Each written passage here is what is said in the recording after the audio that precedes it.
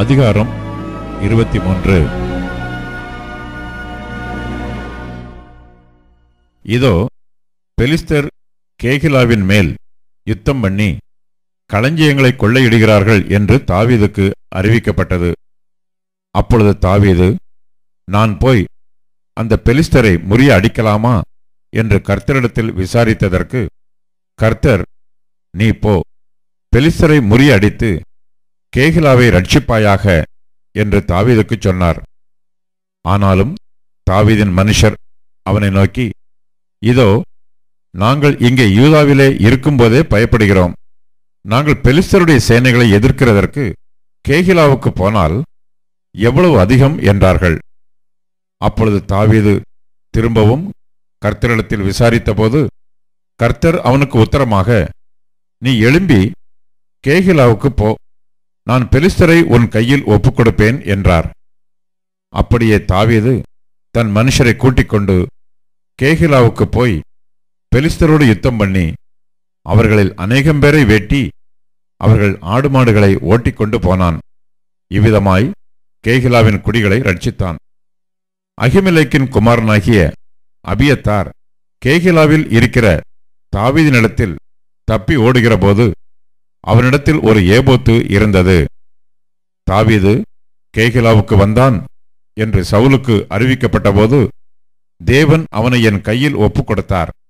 அவன் கதவுகளும் தாழ்பாள்களும் உள்ள பட்டணத்திற்குள் பிரவேசித்ததினால் அடைபட்டிருக்கிறான் என்று சவுல் சொல்லி தாவீதையும் அவன் மனுஷரையும் முற்றுகை போடும்படிக்கு கேகிலாவுக்கு போக எல்லா ஜனத்தையும் யுத்தத்திற்கு அழைப்பித்தான்.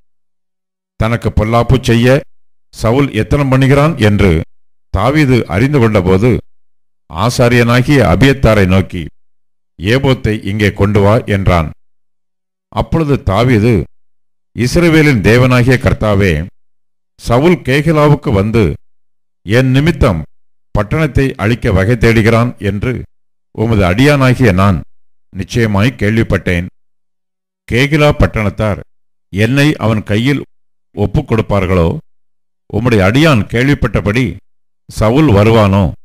இஸ்ரவேலின் தேவனாகிய கர்த்தாவே, இதை உம்முடைய அடியானுக்கு தெரிவிக்க வேண்டும் என்றான்.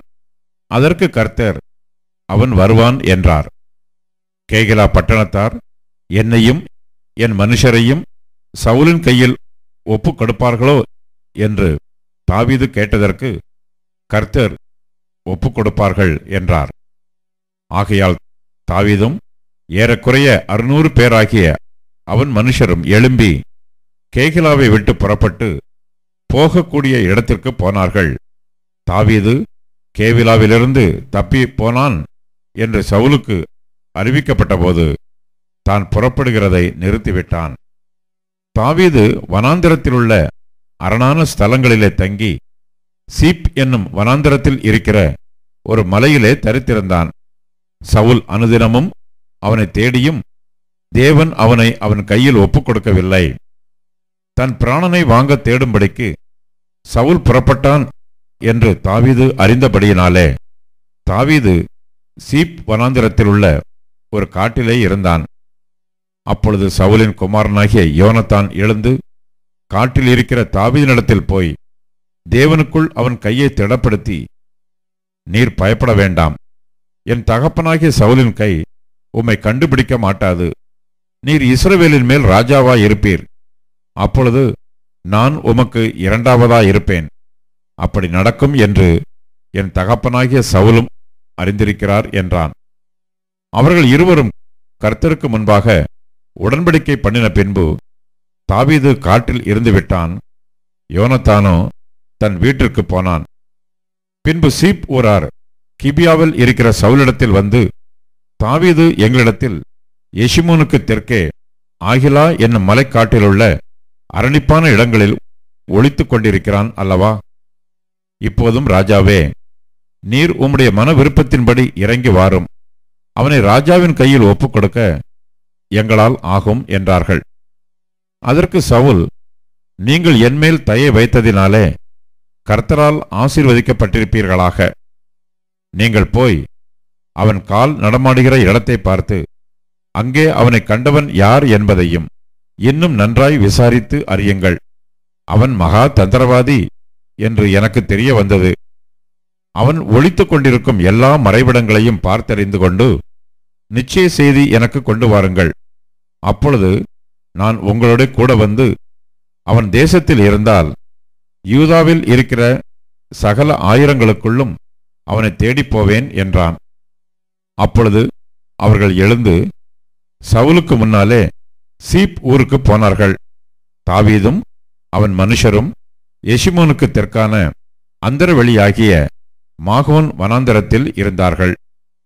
சவுலும் அவன் மனுஷரும் தாவீதை தேட வருகிறார்கள் என்று அவனுக்கு அறிவிக்கப்பட்டபோது அவன் கன்மலையிலிருந்து இறங்கி மாகோன் வனாந்தரத்திலே தங்கினான். அதை சவுல் கேள்விப்பட்டு மாகோன் வனாந்தரத்திலே தாவீதை பின்தொடர்ந்தான். சவுல் மலையின் இந்த பக்கத்திலும் தாவீதும் அவன் மனுஷரும் மலையின் அந்த பக்கத்திலும் நடந்தார்கள். சவுலுக்கு தப்பிப்போக தாவீது தீ விரித்த போது சவுலும் அவன் மனுஷரும் தாவீதையும் அவன் மனுஷரையும் பிடிக்கத்தக்கதாய் அவர்களை வளைந்து கொண்டார்கள்.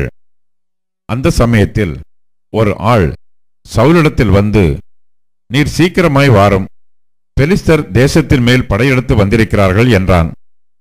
அதனால் சவுல் தாவீதை பின்தொடர்கிறதை விட்டு திரும்பி பெலிஸ்தரை எதிர்க்கும்படி போனான். ஆதலால் அவ்விடத்திற்கு சேலா அம்மாலிகோத் என்று பெயரிட்டார்கள். தாவீது அவ்விடத்தை விட்டு புறப்பட்டு என்கேதியிலுள்ள அரணிப்பான இடங்களில் தங்கினான்.